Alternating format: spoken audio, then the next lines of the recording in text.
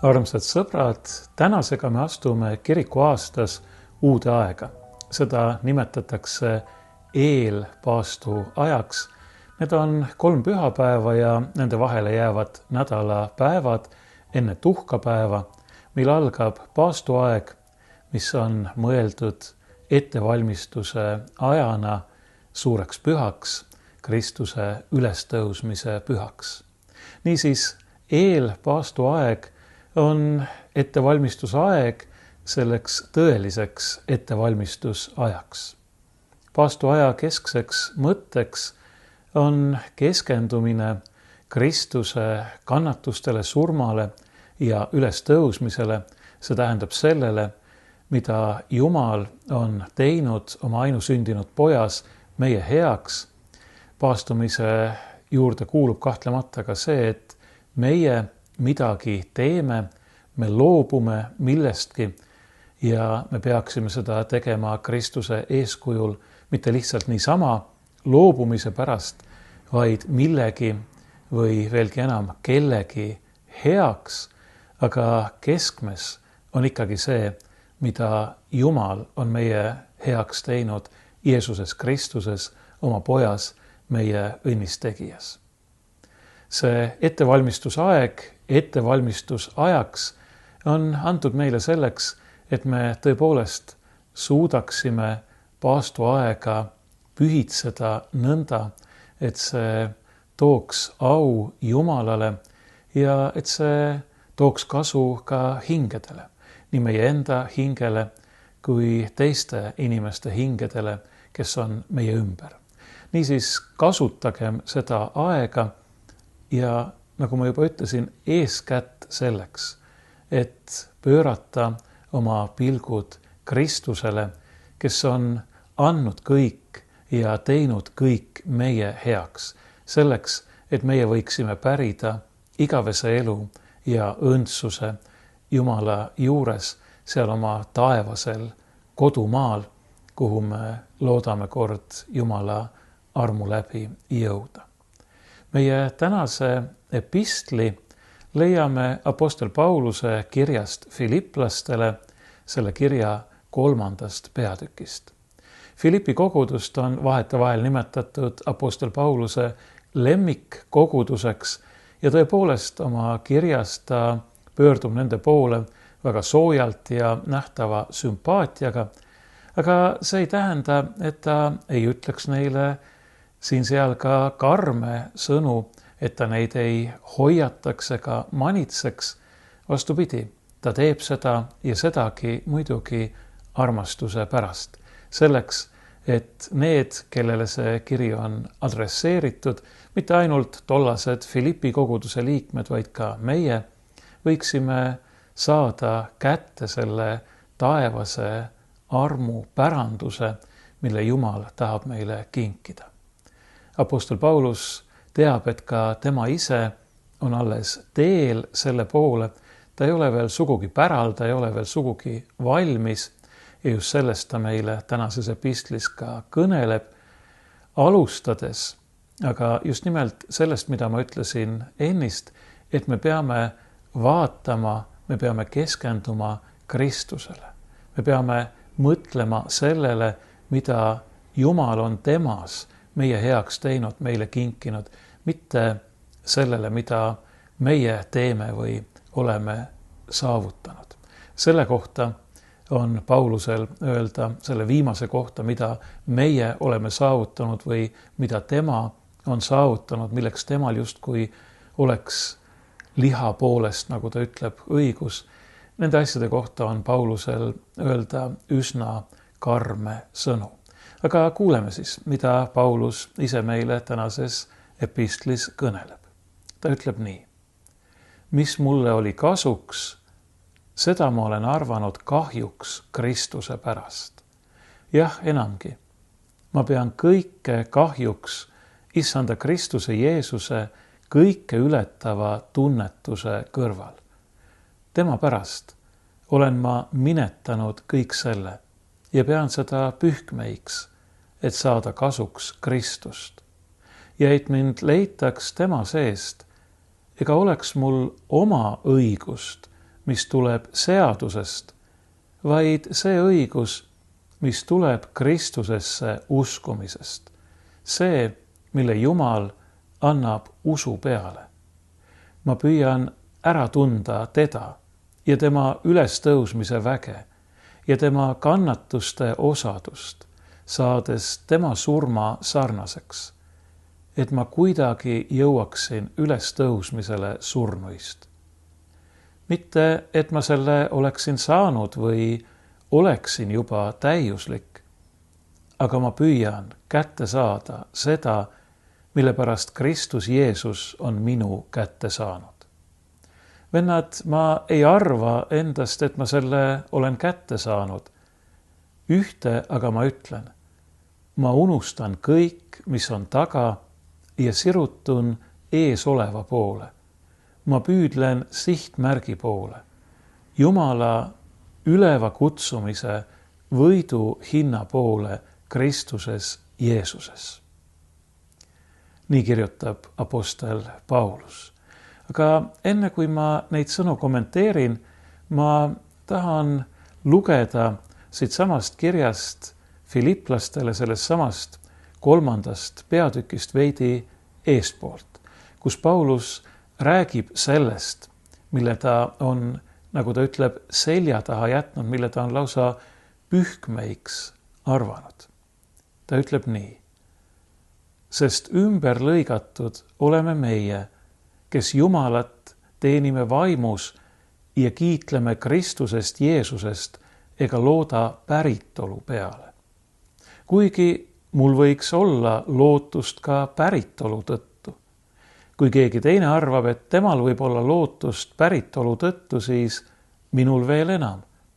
Ma olen ümber lõigatud 8. päeval, olen Iisraeli soost, Benjamini suguharust, Heebrea rahvast sündinud Heebrea mees, seaduse järgi variser, innukuse poolest koguduse tagakiusaja, seadusest tuleneva õiguse poolest laitmatu. Ja nüüd ta jätkab, kuid mis mulle oli kasuks, seda ma olen arvanud kahjuks Kristuse pärast, jah, enamgi ma pean kõike kahjuks Issanda Kristuse Jeesuse kõike ületava tunnetuse kõrval. Tema pärast olen ma minetanud kõik selle ja pean seda pühkmeiks, et saada kasuks Kristust.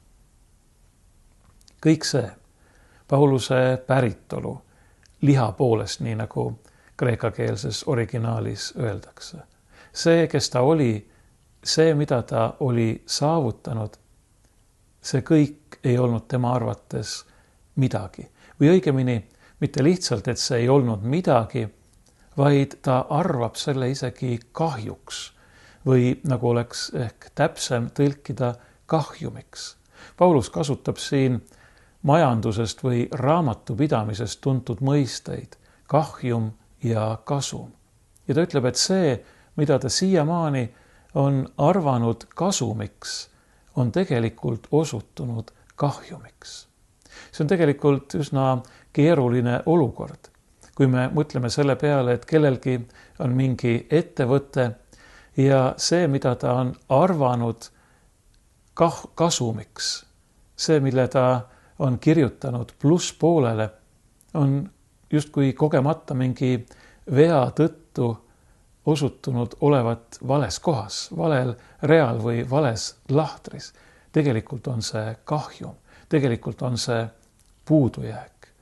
Selline ettevõte läheb tõenäoliselt üsna ruttu pankrotti ja nii läheb Pauluse sõnul pankrotti ka selline inimene, kes rajab ennast kas oma päritolule või oma isiklikele saavutustele, oma isiklikule tublidusele, isegi oma isiklikule vagadusele ja Jumala kartusele, sest Paulus oli ju oma Jumala kartuses enne seda, kui ta pöördus, väga innukas ja väga siiras, nii nagu ta siin ise ütleb. Ta tegi kõike nii, nagu ta arvas olevat nõutud Jumala enda seaduse poolt.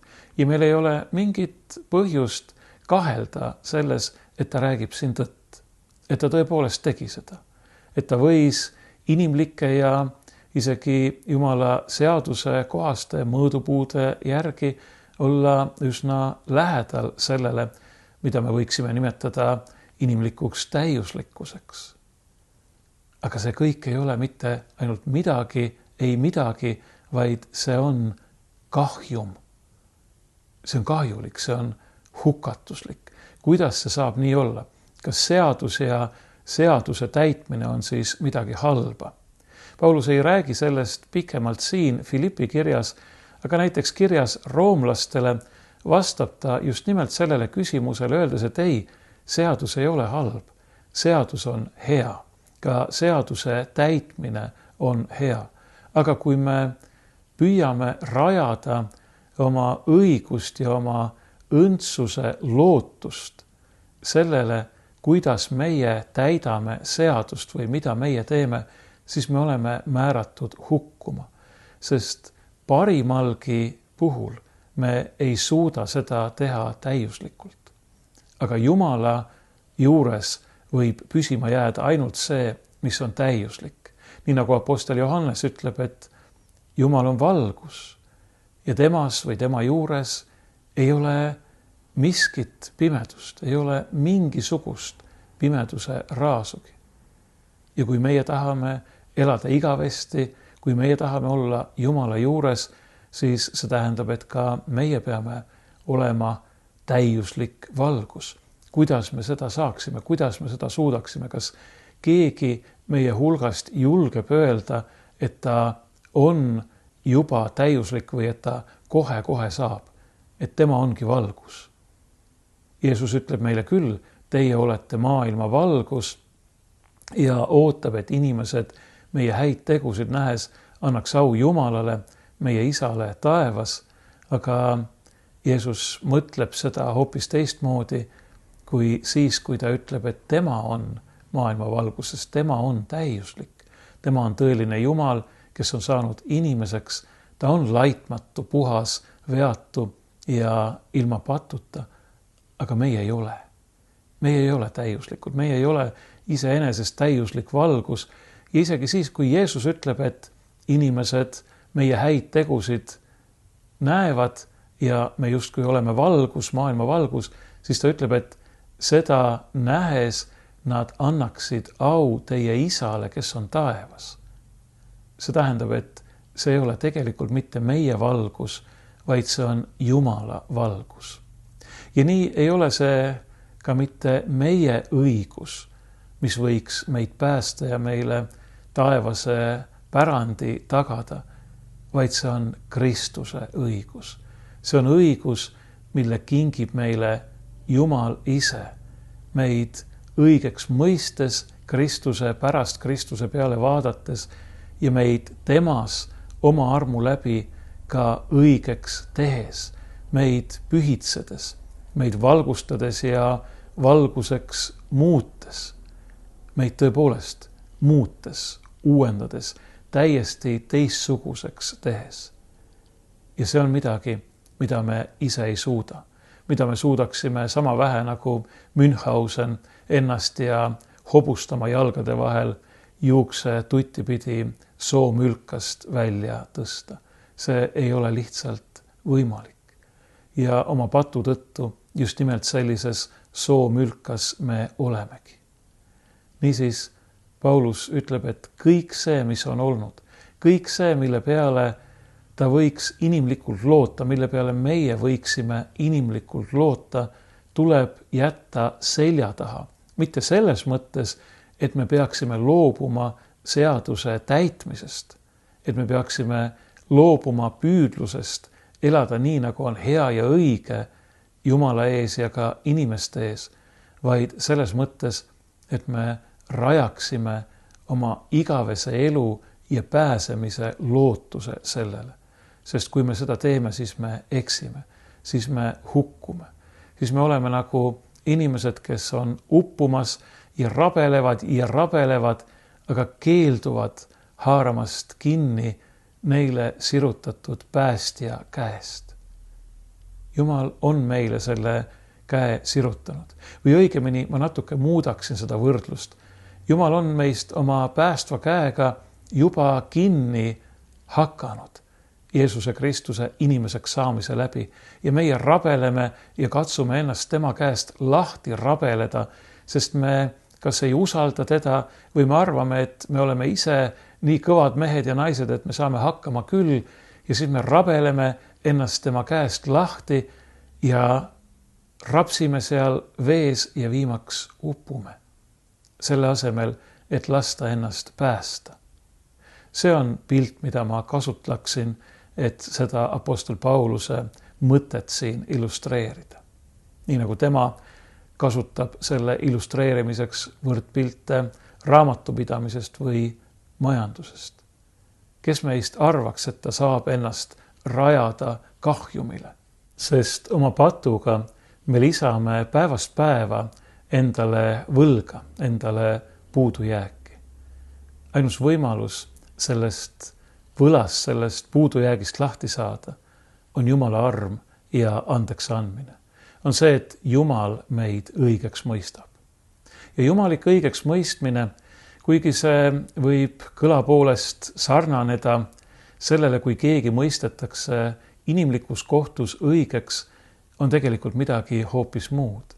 Sest inimlikus kohtus mõistetakse õigeks see, kes tõepoolest on õige, kes ei ole süüdi või kelle süüdi mõistmiseks ei ole piisavalt asitõendeid. Aga Jumala kohtus me oleme kõik süüdlased ja asitõendeid on oi kui palju. Ja Jumal ütleb, et ta mõistab meid õigeks. Miks? Sellepärast, et Jumala enda poeg on astunud meie asemele. Tema on see, kes on oma püha eluga kandnud kõik meie võlad, kes on oma püha eluga teinud nii, et mingit võlga enam ei ole ja kes on andnud iseennast, kes on võtnud enda peale meie kannatused, meie surma, selleks, et meil võiks olla osa nii tema õigusest kui ka tema ülestõusmisest ja sellest elust, mis on temas endas ja mille ta tahab kinkida ka meile. Apostel Paulus ütleb, et ta ei taha, et tal oleks ükskõik milline iseenda õigus, vaid et tal oleks ainult see õigus, mis tuleb Kristusesse uskumisest, see, mille Jumal annab usu peale. Me võiksime tõlkida ka, mis tuleb Kristuse usust või Kristuse usu läbi. See kõlab ehk veidi kummalisena, aga sõna usk tähendab kreeka keeles tegelikult ka seda, mille peale kellegi usk rajaneb, ehk siis usaldust, usaldatavust, ustavust ja usaldusväärsust. Niisiis, meie õigus tuleneb Kristuse ustavusest, tema usaldusväärsusest ja usust sellesse, teadmisest, et ta on tõesti teinud kõik meie heaks. Ta on andnud kõik selleks, et me ei hukkuks, vaid et me võiksime elada igavesti. See usk, mille Jumal on meile kinkinud, ei ole mitte meie enda tegu, see ei ole mitte niivõrd tõeks pidamine või nõustumine mingisuguste tõsiasjadega. Jah, see on ka seda, me peame nõustuma nende tõsiasjadega, mis on meie kristliku usu keskmes, Kristuse inimeseks saamise ja kannatuste, surma ja ülestõusmisega, lunastusega ja nii edasi. Aga usk on õigupoolest kogu oma usalduse, kogu oma lootuse panemine Jumala peale, kes on tingimusetult ustav. Ta on igal juhul ustav ja ta armastab meid. Ja kui meie, nii nagu ma ennist võrdlesin seda uppuja olukorraga, kes rapsib ja püüab oma päästja käest lahti rabeleda, kui meiega seda teeme, siis tema hoolib meist nii väga, et ta ei taha meist lahti lasta, et ta ikka kutsub meid, et ta ikka otsib meid, et tema päästev käsi on ikka sirutatud ja kohe-kohe meist kinni haaramas, kui me ainult laseme tal seda teha. Ja see on nüüd midagi, mis on äärmiselt oluline, sest et on ka selliseid inimesi, kes arvavad, et kuna meie õndsaks saamine, kuna inimeste päästmine on Jumala tegu ja Jumala tahe, siis ei ole meil justkui midagi teha ei selle poolt ega selle vastu. Ja kui Jumal kellestki kinni võtab, kui Jumal kedagi päästab, siis ei ole sellel inimesel ka võimalik enam mitte midagi teha selleks, et mitte päästetud saada, et hukkuda. Mitte, et ma siin julgustaksin kedagi midagi selleks tegema, aga on inimesi, kes nii arvavad, need inimesed eksivad. Sest et kuigi Jumalal on kõik vägi ja meelevald, nii nagu Jeesus ütleb enda kohta, et tema käes, temale on antud kõik meelevald nii taevas kui maa peal, tahab ta siiski meie armastust. Ja armastus saab olla ainult vaba. Jah, meie vabadus inimestena, meie vabadus siin maailmas on äärmiselt piiratud. Aga Jumal siiski jätab meile selle vabaduse vastata talle kas jah või ei. Muidugi ta julgustab, et me ütleksime jah, see on nii nagu Vanas Testamendis, seal samas Moosese seaduses. Jumal ütleb, ma panen sinu ette elu ja surma, vali nüüd elu, aga ta ikkagi annab valida. Ja nii võib juhtuda, et inimene, kes justkui oleks juba päästetud, on jumaliku pääste juba vastu võtnud, võib siiski sellest taganeda, sellest lahti ütelda, sellest lahti lasta või õigemini ennast lahti rebida, lahti rabeleda. Kas selle läbi, et ta hakkab Jumalale teadlikult ja tahtlikult vastu või selle läbi, et ta arvab, et ta saab ise hakkama. See on võimalik. Ja apostel Paulus ka hoiatab selle eest ja ta ütleb, et ka tema ei ole veel sugugi valmis. Ta ütleb, ma püüan ära tunda teda, see tähendab Kristust ja tema ülestõusmise väge ja tema kannatuste osadust, saades tema surma sarnaseks, et ma kuidagi jõuaksin ülestõusmisele surnuist. See äratundmine ei tähenda siin mitte niivõrd teadmist, vaid see tähendab selles osalemist. Tuletame meelde, kuidas piibli vanemates tõlgetes Vanas Testamendis öeldakse näiteks, et ja Abraham sai tundma või sai tunda oma naist või Aadam sai tunda oma naist. Nad said üheks, need kaks, mees ja naine. Nii et ka Jumala tundmine või Kristuse tundmine ei tähenda mitte lihtsalt teadmist temast, vaid see tähendab tõepoolest temaga üheks saamist, kõiges selles osalemist, mis kuulub tema ja ta elu juurde. Seda tähendab see, kui apostel ütleb, et ma püüan ära tunda teda ja tema ülestõusmise väge ja tema kannatuste osadust. Ma püüan selles elada. See ei tähenda, et ma rajan ennast oma õigusele, oma tegudele, aga ma püüan selles elada, ma annan ennast tema kätte, ma usaldan ennast tema tingimusetu ustavuse hoolde ja ma teen seda ka seeläbi, et ma püüan elada nii, nagu on hea ja õige tema ees, mitte et ma sellega midagi ära teeniksin, vaid see lihtsalt kuulub selle asja juurde. Me oleme koos Kristusega maetud ristimises, nii nagu apostel Paulus ütleb kirjas roomlastele, ja me oleme koos temaga üles tõusnud selleks, et elada uut elu Jumala kirkuses.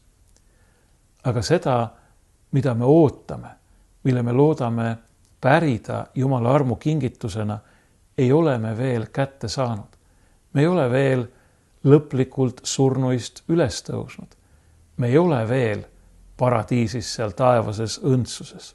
Apostel Paulus ütleb, mitte et ma selle oleksin saanud või oleksin juba täiuslik, aga ma püüan kätte saada seda, mille pärast Kristus Jeesus on minu kätte saanud.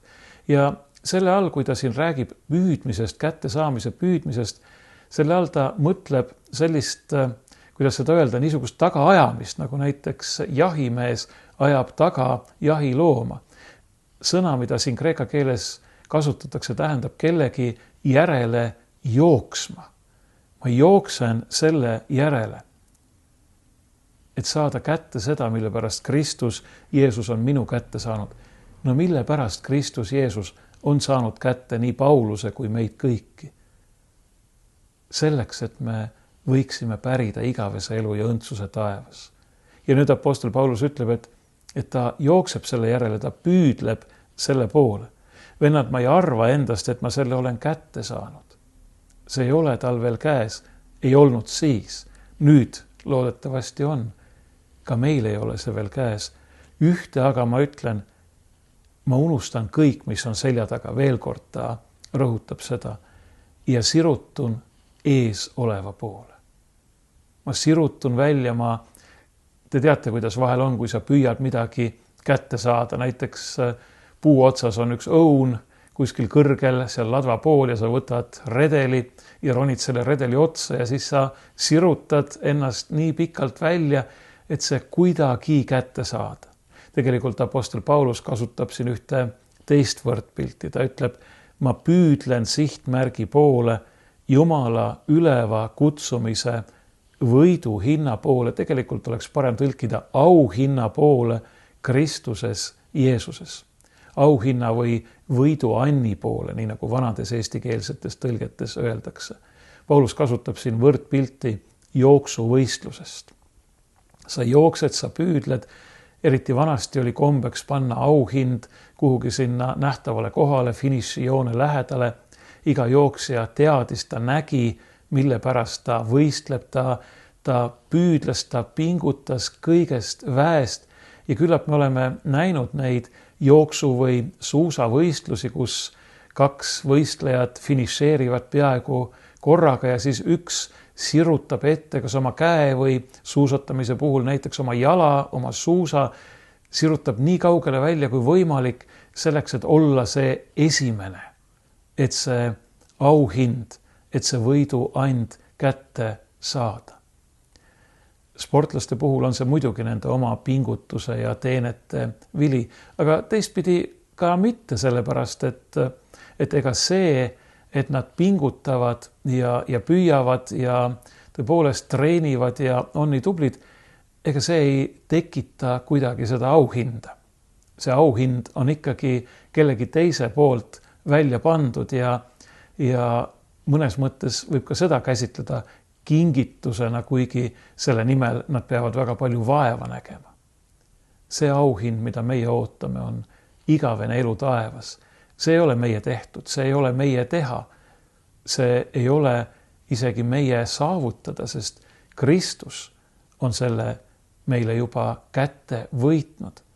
Aga meie oleme nüüd need, kes osalevad selles suures jooksuvõistluses koos Kristusega ja tegelikult isegi mitte nii, et meie nüüd kõigest väest jookseme, vaid pigem on nii, et tema talutab meid, tema jookseb meid ja meie asi on ainult temast kinni hoida või õigemini lasta temal endast kinni hoida.